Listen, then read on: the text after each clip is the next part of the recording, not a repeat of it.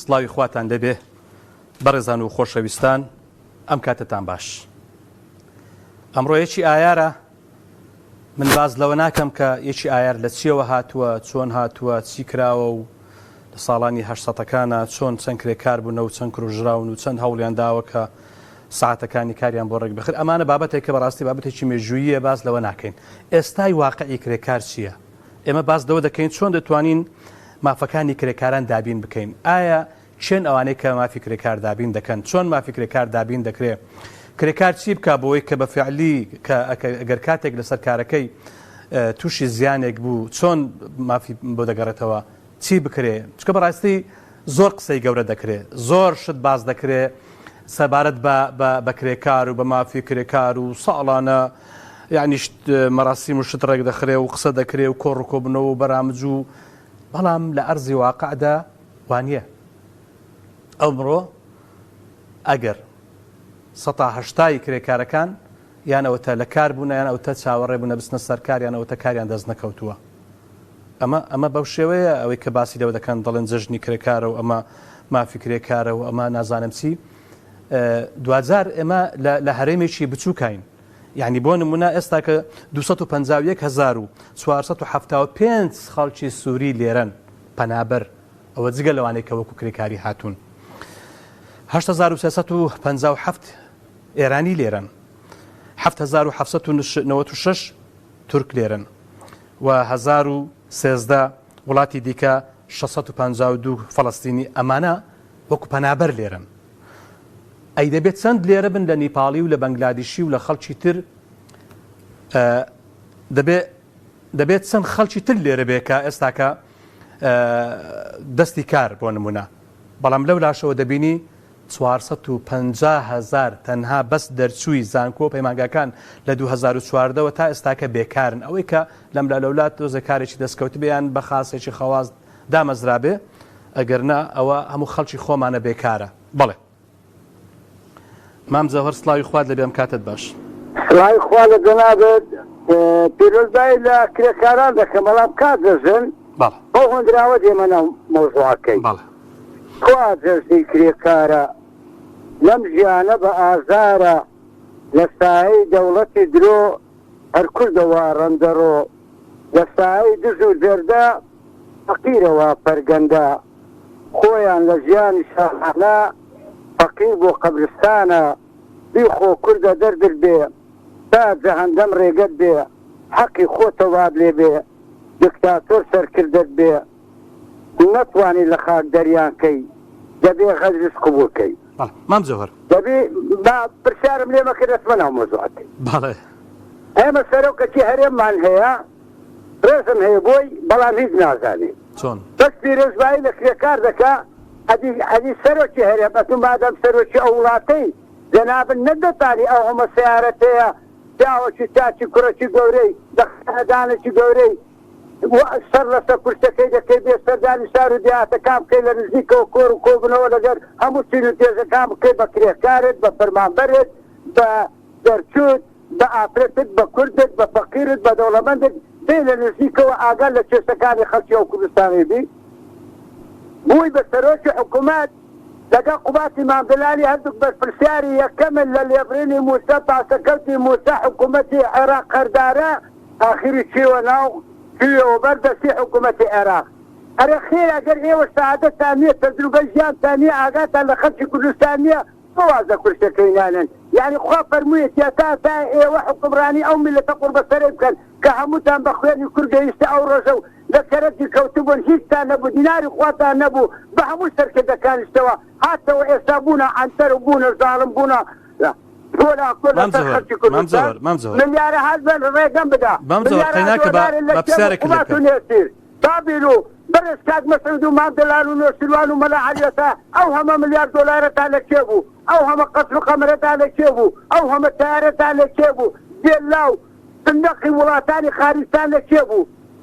ئامادەن بەرامبەر تورک سدە ببن، بەرامبەر ئیسرائیل سدە ببن، بەرامبەر ئەمریکا سدە ببن، بەرامبەر عەرەب سدە ببن، بەڵام ئامادەنین بێن داوای لێبوردن بکەن، بێن بەرامبەر خەڵکی کوردستان برێ ئێمە خەتاباری سەرەکین وەرە تتان لو بکەین باشە. ئیدە بەس تەوازمان لێبینن دەستەکان خۆشمام زۆر بەغدا باسی بساردن دەکەی کام یاسای هەتا یاسای برسەتی نەهامەتی دەربەدەری کوشتن زیندانی حەشکەل تریاک سەق و تێڵدانی سەردادەکان بە تەمای چی دیستان دەکەوێت گۆڵ بخوێن هەڵبەستی لە بۆ ئەوەی ئەگەر حکومرانەکەت نەکەوتەوە لە سەرۆکی حکوومەت سەرۆکێرە کابی بەرپرسیان مام زەوەرجان کاتم زۆر پێدای مام زەوەر مام زەوهەر کاتم دەبی بێ ناو میلەت لێ بردن بکەی لەبەر ئەو میلەتە لە هێشتواداردایە دەستەکان خۆش مام زەوهەر کاتم زۆر پێدای خەڵچکە لەسەر هێری تەلەفۆنە کاک محەممەد لە هەولێر سڵاوی خوارد لەبێم کاتت باش. السلام عليكم. عليكم السلام ورحمة الله. دەستان خۆش بێ دیارە ڕاستیەک هەیە لە هەرێمی کوردستان ڕاستیەکی تاڵە ئەویش ئەبێت ئەوانەی کە کرێکاریش نین باڵێن خۆیان بە کرێکاری کە فەرمانبەرە کە کرێکاری حکوومەتە کاکە فەرمانبەریش کرێکاری حکوومەت کرێکاری حکوومەتە ئەبێت بتێ موتەی سلەی هاوین بە قەمسەڵە وەربگرێت لەما لە سلەی زستانە بتێت موتەی هاوین وەربگرێت لە هاوین هایی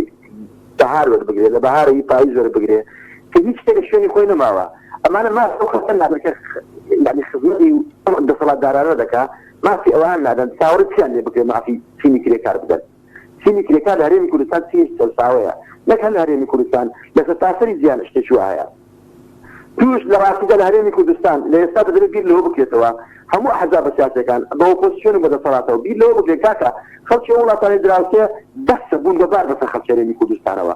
يعني كسوريا وخلش عرب ونازل مسير انا نال خلش هريمي كردستان خلش كمان كاري دز بكره اما انا بهمش وازك بام طارق مش كار دك لو لا تخوانيه زريبا نادم بعدنا بهيش تشلسنيه تكتب متيش تندروسي هريمي كردستان فابا وزير الصحه لم برنامج برس توجيه له اكيد من كيش تندروسي عفرت سوريا وصاوا خوي حملي هي بخوي امدوان دوم البدسي ويتي امسوار دوانش لنا عربانه امشش شش كذرته تو اجمل على كي خود بري ابي تاوري بي او افريقيا سوريا بري بك لبر دتايتو شش بتاقبوا بري شش زار نخون دكتوره في الدنيا اما كان امر راسا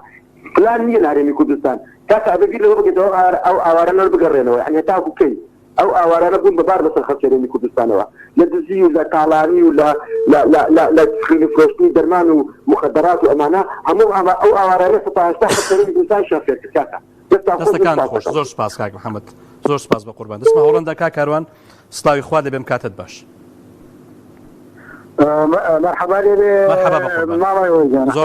زۆر سپاس بە قوربان مام کاروان من بەوە بابسیار بکەم قوربانی تۆ بم تۆ دەزانی وەزع لێرە چۆن بووە و کە ئێستاش لە هۆڵندای ئەوێژ ئاگاداری لێرە کرێکار ئیدی ئەگەر کاری دەستکەویان دەست نەکەوێ ئەوە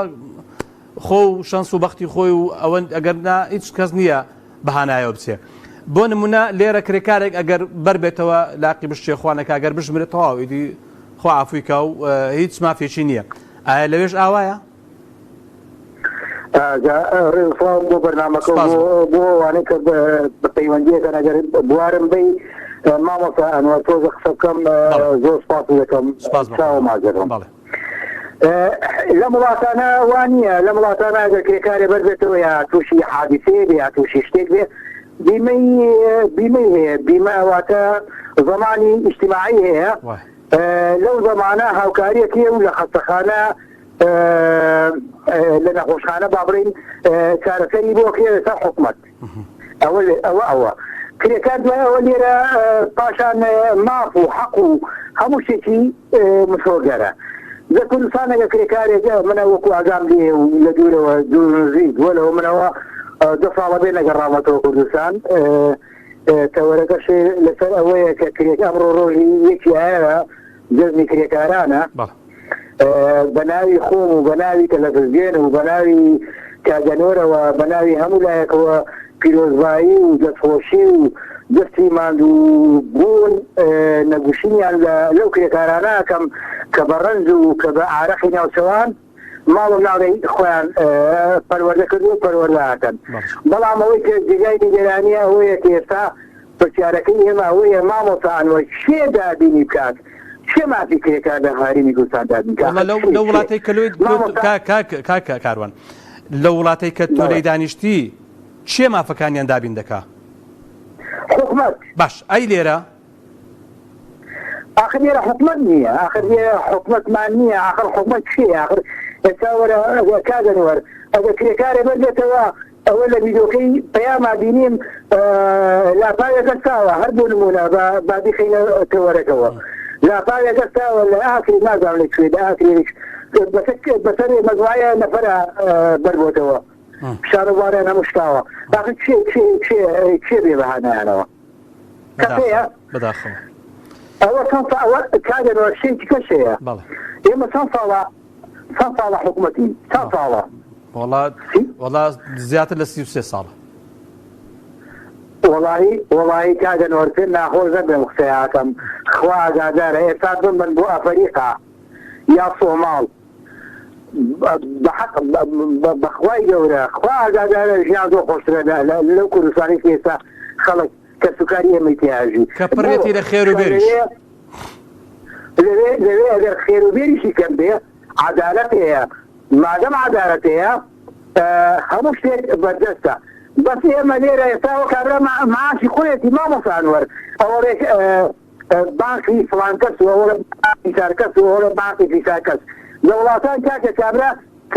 کە ئیشەکە هەیە معاش وەرەگرێ هەر بانکە ئازادە لەبەرەوە ئێمە حکوومەتمان نییە بە هیوای ئەوەی وەلەو ساد نابێ هیوادارم قسەی من وا نەبێ بەڵام هیوادارم خوای گەورە ڕەحەمان پێ بکات لەوەر دەلێتر و داڕاوکەمان نەکات دەستەکان زۆر سپاس بە قوربان لە هەولێر کاک ئەحمەد سڵاوی خوا دەبێم کاتت باش کاک ئەحمەد گیان ئەمڕۆ ڕۆژی کرێکارانە جەژنی کرێکارانە نازانم مافی کرێکارانە بەداخەوە بەس هیچ مافێکیان نییە داوای لەبرم دەکەم دەی زۆر قسەی بکە ئاساییە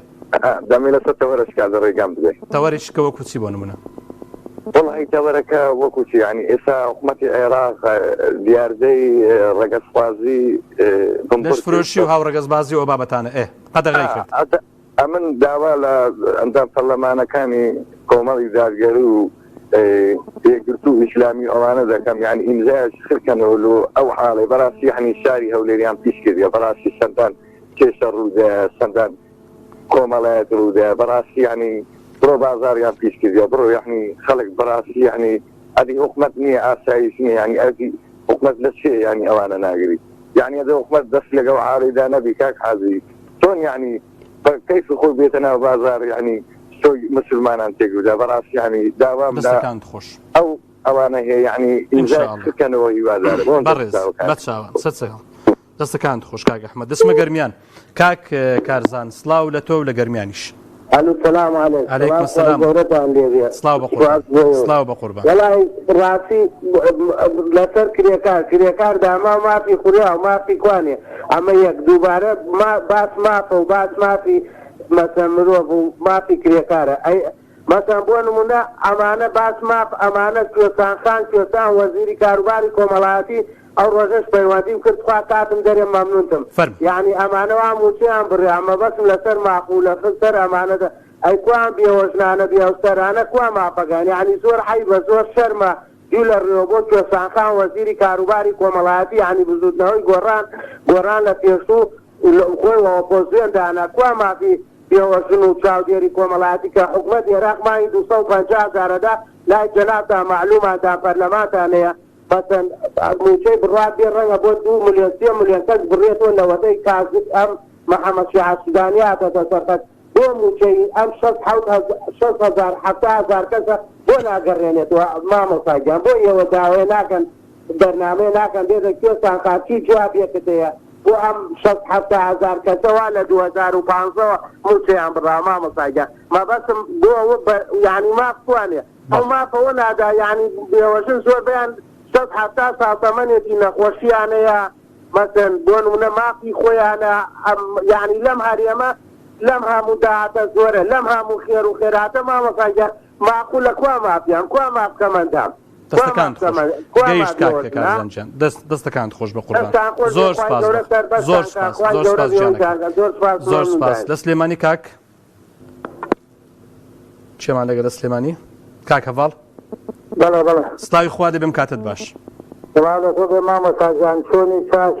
سپاس بۆ تۆ سڵاو لە تۆ لە تەواوی خەڵکی سلێمانی کاک هەڤاڵ ینی ئێمە بۆ نمونە لە 2014 تا ئێستا تقریبا 450,000 دەرچوی پەیمانگا و زانکۆکانمان هەیە. یعنی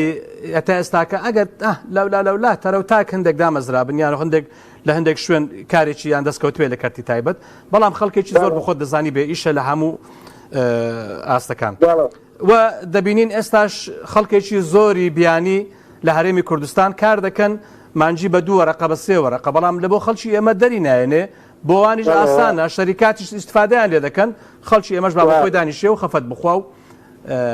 ئەمە چۆن دەبێ ئەبەو شێوەیە؟ ینی ئەو مافەی کرێکار کەی چێ دابینی دەکات، چۆن دابین دەکەی، خەڵک چی بکات بۆ نمونە؟ ماوە تاڕسوودیان ئەجارە سڵاوت لێبێ جا بۆ مافی کەس دابین کراوە تا مافی کرێکاران دابین بکرێ؟ یعنی ئێمە هەمومان بێ مافین؟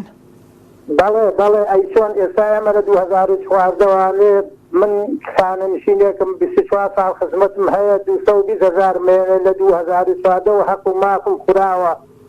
ئایا چێ بە پرسەلێ چێ مافمانە مافی کەس لەم کوردستانە نییە ئیلا ئەوەی کە نزیکی دەسەڵات و کە ماستاوسی بێ کەلیانەوە نزیک بێت. ئایا بە تۆڵم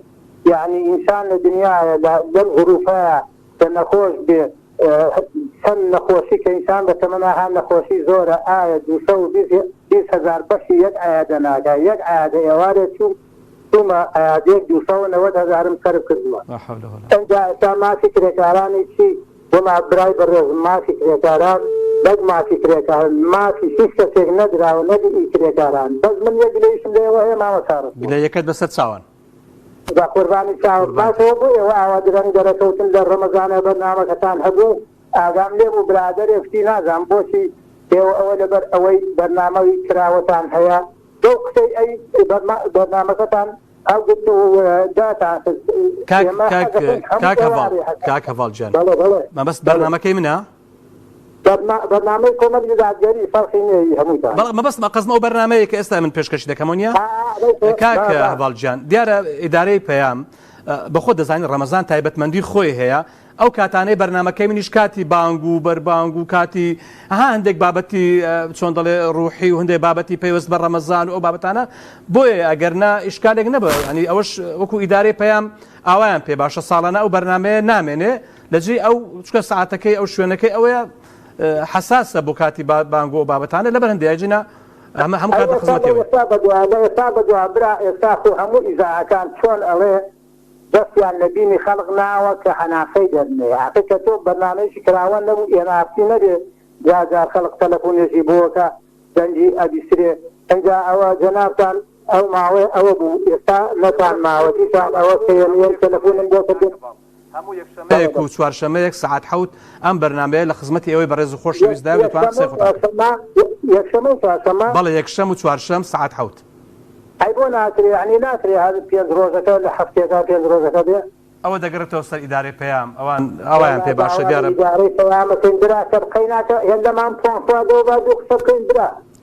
لە خزمەتان داین هەمیشە بەڕێز کاکە وەستاسی کۆمەڵی دەکەم وەتەوان هیچ هنەری نییە کە ئەو بڕیارەی کە ئەو ڕەگەسەری هاو ڕەگەزباتی پێڵێن ئەوە هەر لەحدەتی لێ بکرێت ئەوەی ئینسان بێدەنگ بەوە نایەکە وەڵا ئەوەی ئەخلاقی هەبێ ئەوەی مسلمان بێ ئەوەی دینی هەبێ ئەوەی ڕەوشتی هەبێ ئەبێ دژیان بابەتانە بێ بەڕاستی ئەوە بۆیان لە لێوە ئەگەر بەرنامەکەتان کراوە بێ و پێێنەیەن کراوە بێ و ئیداعی یەکێتیەکیان کراوە بێ خەڵکی زەوەندە برا دەنجی ئەڕوا بەزێمە بەڕاستی حیزبەکانی ئێمە دەستیان لە قورپڕادەی و خەڵقینا بۆی دەنگیان بۆ نەڕوا ئیلا لە ماڵەکانی خۆیانە دەستەکان خۆش بە قوربان زۆر سپاس کاکە زۆر سپاس دەچمە پێنج جوێن سلااو لە کاک ئەمین کاک ئەمین بمبرێ ئەگەر تۆزێک لەسەر هێلی تەلەفۆن سید صادق عەلەیکوم السلام سلااو لە تۆ لە تەواوی سید صادق سلامەتی خۆش بیا سپاس بە قوربان دەستەکانت خۆش خۆی کاگەنەر ژیانی هەموو چین و تۆرێک ئەبێ حکوومەتی بێ ڕێگیخا بێگومان بەڕاستی من باسی ئەو کرێکارەکەم کە ئیشی ئازادن کە ئیشی ڕۆژانە ئەەکەم ئەمانە ئەو چینەن کە لە هەموو ڕوویەکۆ ینی هیچ ماقییان نییە هیچ شتێک نانگرێتەوە هیچ یاسا بڕیاری نانگرێتەوە من ئەتوانم بڵێم یعنی هەموو ئەو کرێکارانی لە کوردستانە هەر هەمیان بەقەی کچە مدیرێک لای دەسەڵاتی یەکێتی پارتی ڕۆژانیە و ناویژان پێ نێراوە بەداخەوە بەڕاستی یعنی تۆ سێرگە لە هەموو وڵاتێکە کاتێ یاساگەیە دا ئێمە ئەوەی کە هەمانە کێشە گەورەکە ئەوەی ئێمە حکومەتمان نییە ئەوەیە دوو حیزبە بە میزاجی خۆی يعني ئیتر خۆی ئیشەکە ئەو کەسانی کە ئیسە معاشیان هەیە و بندیوارن و ئەمانە يعني بەڕاستی نازم بە پێناویشە پارە وەرگی یانی کابرا ئەڕوا یازمان بڕوا خۆی کوژە بە جەژی و بە جمعایژە نێت و ماوە بەقی ئۆپرا ناکە يعني بەڕاستی ئەم نەعەدالەتەکە ئەمنە زۆرە نەعەونە ناکانەکە زۆرە وەجا ئەوە تۆ سێر ئەەکەی ئەم کابرا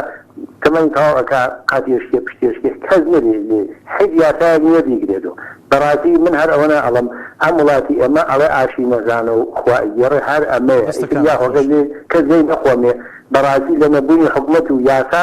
کۆمەڵێک تووشی گرفتی گەورەی ژیان بوون دەستەکان خۆش بە قوڕێن ئێوارە باش ژیانەکەم دەچمە تەقتەق سڵاو لە کاک محەممەدی بەڕێز سڵاو لە دەڤەری تەقتەق کاک محەممەد السلام عليكم وعليكم السلام ورحمة الله وبركاته سلااو لە تۆ لە تەواوی خەڵکی تەقتەق باش برا گەورەکەم چاچی حواڵتان باشە یاخوا ساغ و سەلامەت بن مەمنونی پەیام و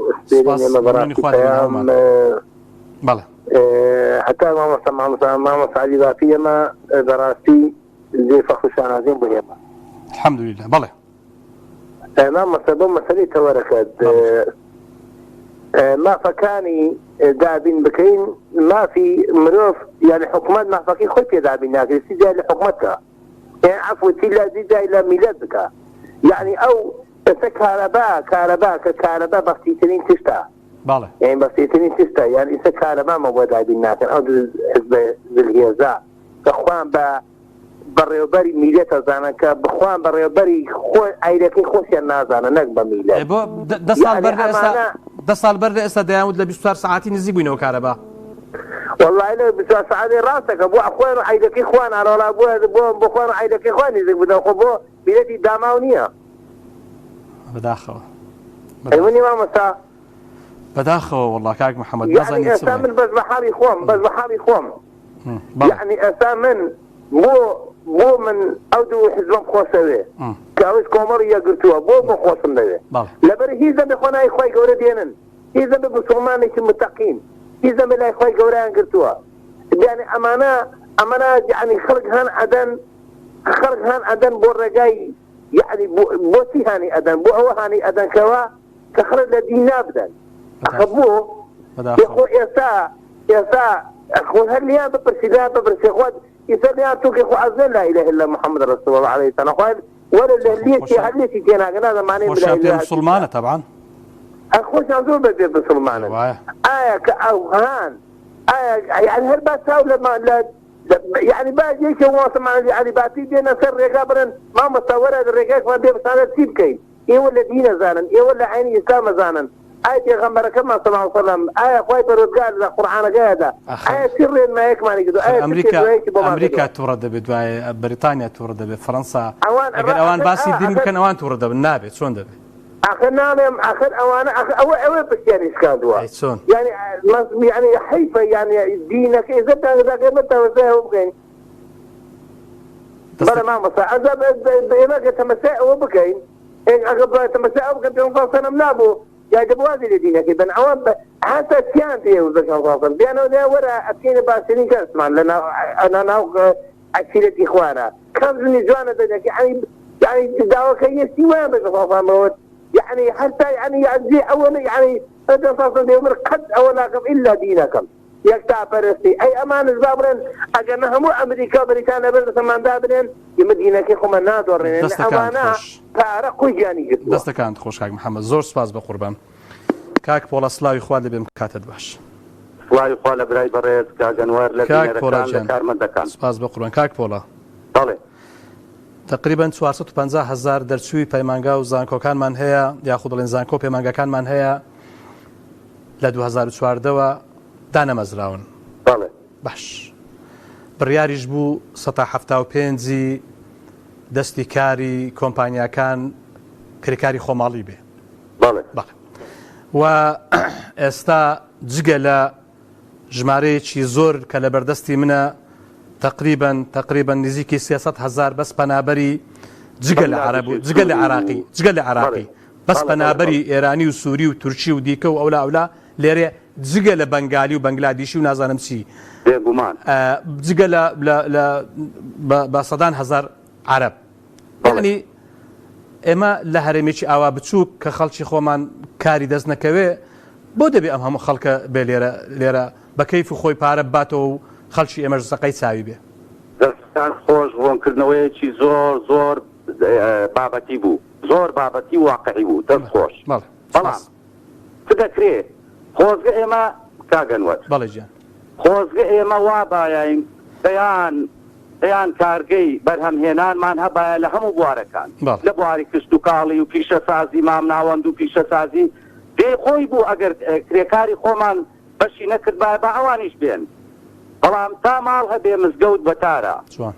الأقربون أولى بالمعروف ئەوە لەوە گەڕێ لە کۆمپانیاکان بەداکەوە وەزارەتی کاروباری کۆمەڵایەتی لەوانەیە هەر نەزانێ لانە کۆمپانیا چەند کرێکاری لەگەڵ خۆی هێناوە لەوانەیە هەر نەزانێ ئەچ حکوومەتە داخەکەم بەڵام داخەکەم بە داوای لێبردنەوە دەڵێم ئەو عەقڵیەتەی ئێستا ئیدارەی ئێمە دەکا هی 200 ساڵ پێش ئێستایە باوەڕت بێ هی 200 ساڵ پێش ئێستایە بۆ برای بەڕێزم کرێکار دەبێ بەپێی توانە مافەکانی بۆ دابین بکرێ ئەگەر شوێنی نیشتە جێبوونی نەبوو کاری بۆ ڕێک بخرێ وەزارەتی تایبەتیمان هەیە هولیان بۆ بکرێتەوە بەپێی کارگەکان شوێنەکان سپاسی کاک محەممەد دەکەم لە هەولێرێک کەسێک پێش ئێستا پەیوەندی کرد سپاس بۆ هەولێرەکان ئێستا وشار دەبنەوە سپاس بۆ خۆ هەر وشار بوون بەڵام بەمە کاکەنوەت ئەو کارگانە بڕۆت داگە هەیە چوومە سەردانم کردووە باوەڕت بێ یەک کرێکاری خۆماڵی تێدا نییە هەمووی عەرەبە ئێ کاکە چاوەڕێنە لە خەلیج سپاسنامە ئێستان بدەنێ بڵێ ئەو هەموو خەڵکەتان بڕیاری عێراق دەچووە دەی 6 تا بچنەوە کاک تشە پۆپە ڕەشە میوان ڕۆژێک 2 ڕۆژ خۆشە ئاخە ناکرێ کرێکاری کوردی داما و کرێنشین بێ ڕۆژانەی دەست نەکەوێ تویشدانێک چ پێوەرێک سیاسایەک بکوردبوونێک چ نیشتیمان پەروەرێک ئەمە قبول دەکات ئاخر کۆمپانیاکان لە 1970 خۆزگە جێبەجێ دەکرد ئەویشان جێبەجێ نەکرد بەڵام گلەیی تەنها لە حکوومەتیش ناکەم کاکەنوەت باوەڕت بێ ڕێزم بۆ سەرمایەدارە سۆزەکان هەیە دەستپاکەکان هەیە خاوەن خاوەن کارمان هەیە خاوەن کار کۆمپاکانی وانە تەنها لەبەرەوەی کرێکاری بیانی بە تایبەتی عەرەبەکان 10,000 5,000 ئەرزانتر لایوان کار دەکا کرێکاری کورد وەرناگرێ ئەوە تویشدانێکە تۆ سەرۆسوچغامانە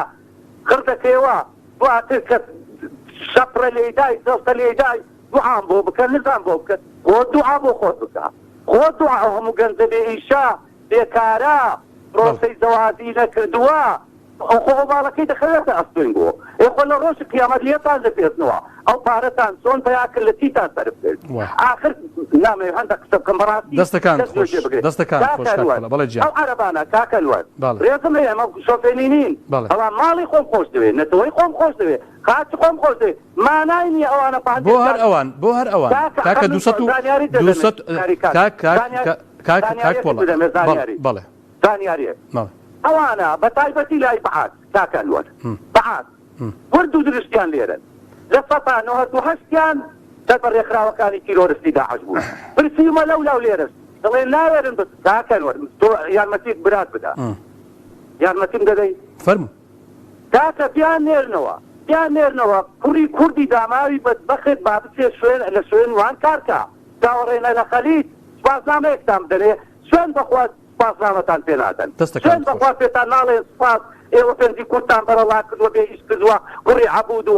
خەڵق و حەسون و عەنتوش بەخێو دەکەن کاکە خواڵی ناگرێ وا ئەو نیشتمانە جوانەیدا بە پێی توانە خێر و بەرەکەتەکەی بدە ڕۆڵەکانت بدە کەس و کاری ئەو میلەتە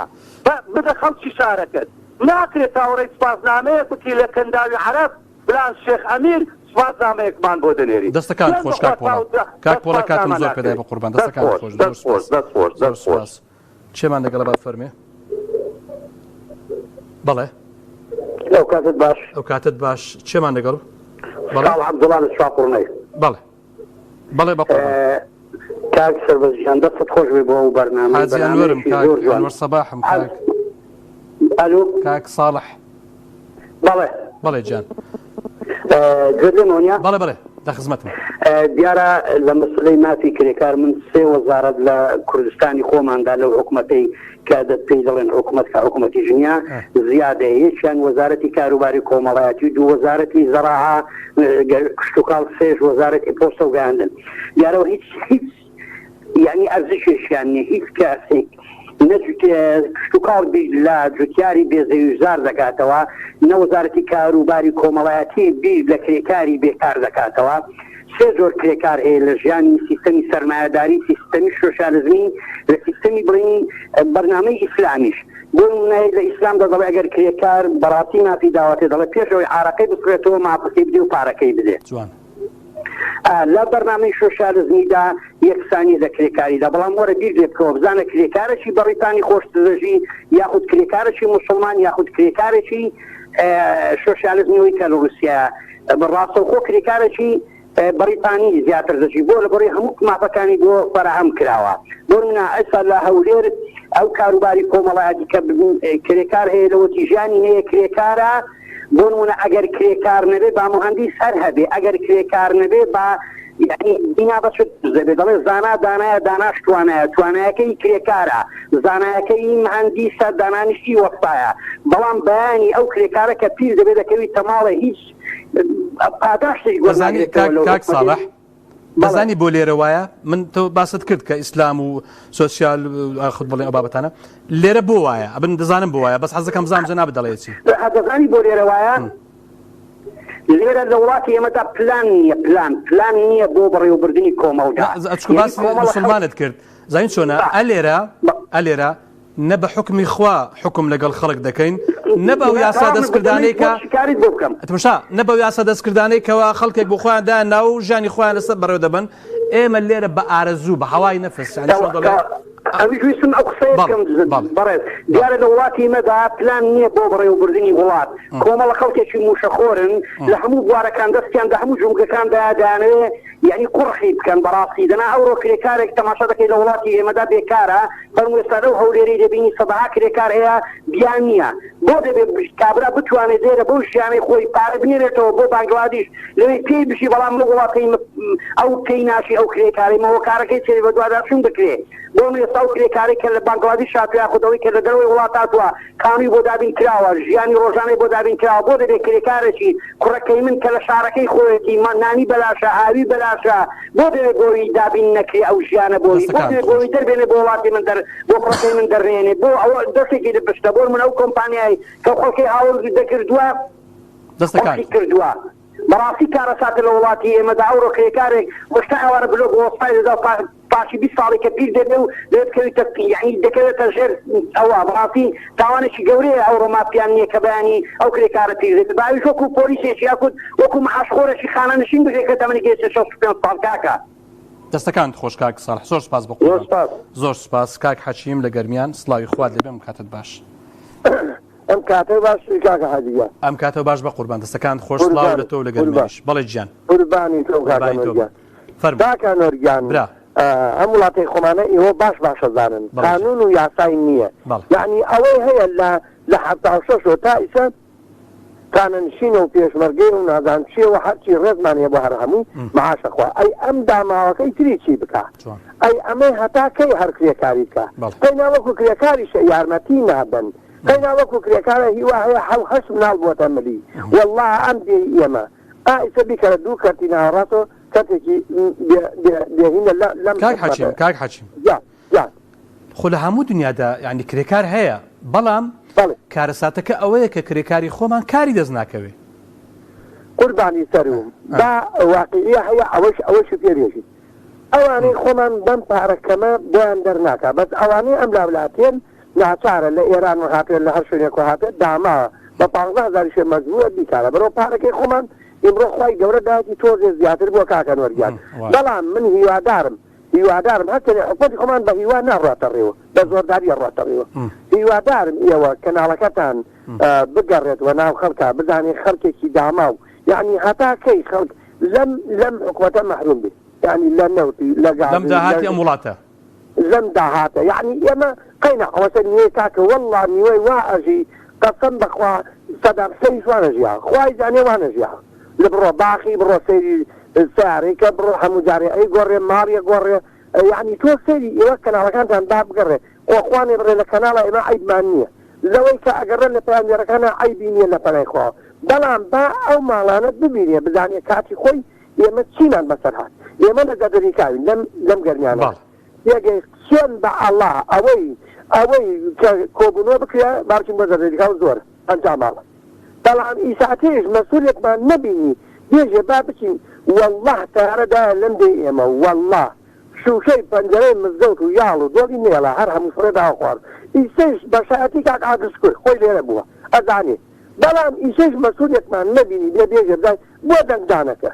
إيو عدارم بودن دانك دنمان بني يا باشا تاكيدا نبيني أي باشا أما بوتا باي عكال لوتي لصدار سنين تايسا هالخوان أو باي عيا أي بلا بعد شو أبقى يتيش بجداري كالم لم حكمته أي ما دنمان بسي خوش بكا كانوس يعني برأيي تو أبيع خلق حد توزي يعني هذا برودة يعني جيتانان إيتي يشان لغل كسعني يك يشاني بس لو تكبرها أما تنجار بول مبغا بو أم برنامج كدواي خد بو أم برشاتنا أما تنجار بشيء أي بابو ما تيجي سوسل بشوله أي بابو مو تيجي بشوله أي بابو أم دعما وقربة لك عن فرق يا كسبنا لنا شيء بسرعات أي بابو أول بشوله دستكان خوش قربانو دستكان خوش كعشم زور سپاس قربان بابي متين له هولي سلاوي خواد بهم كاتب باش ألو بلى جيان السلام عليكم سلاو عليكم السلام بقربان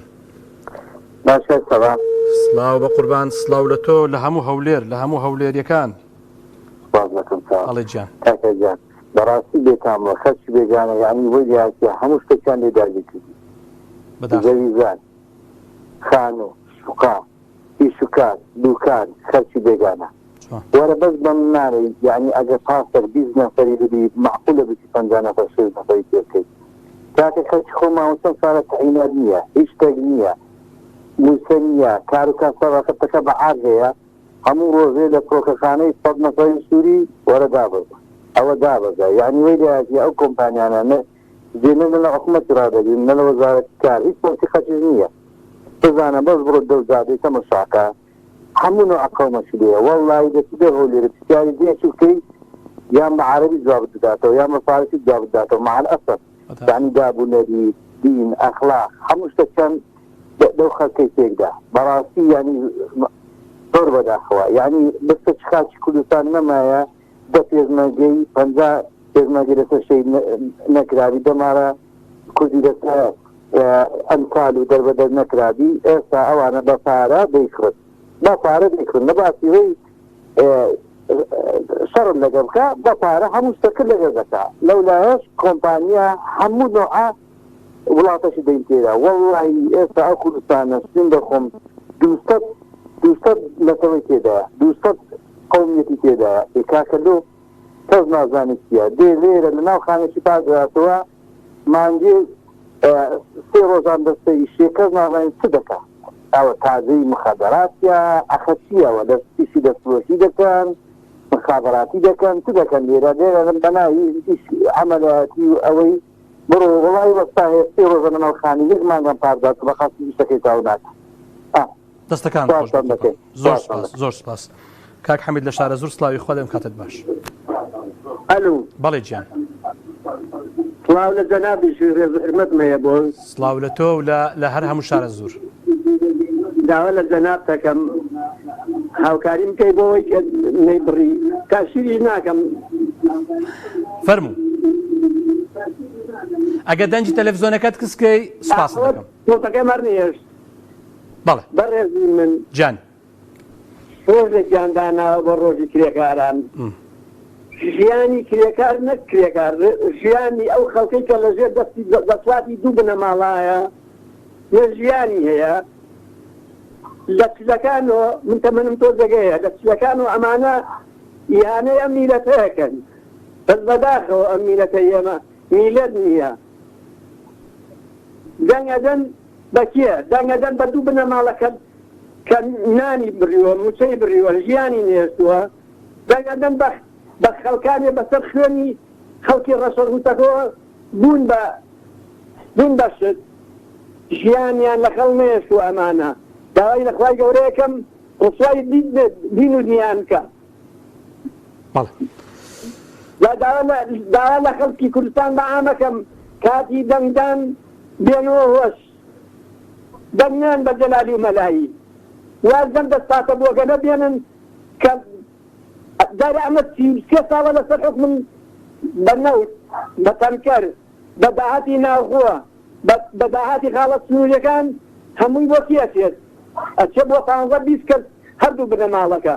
کاتی دابەشکردنی خاڵە سنووری و پارە و سەروەت درۆیەکەن لەگەڵ یەکان وەکو ئێستای کە دەنگ بە هەژماری منواز لە خوێن هەموو خوێنی میلەتی کورد و هەموو ڕەشوروت و 36,000 کەسیان لە بەینی کۆیە و دێگەڵادا بەکوشت 5,000 کەس لە هەڵەبجەی شەیدا کیمیایی کوشتی 82,000 ئەنفان بوو تعداکەم مناڵێکیم دوو منەماڵە دەراوسێکشان بەر ئەم نە کیمیایی نە ئەنفان نە شەڕی ناخۆکەوت بێ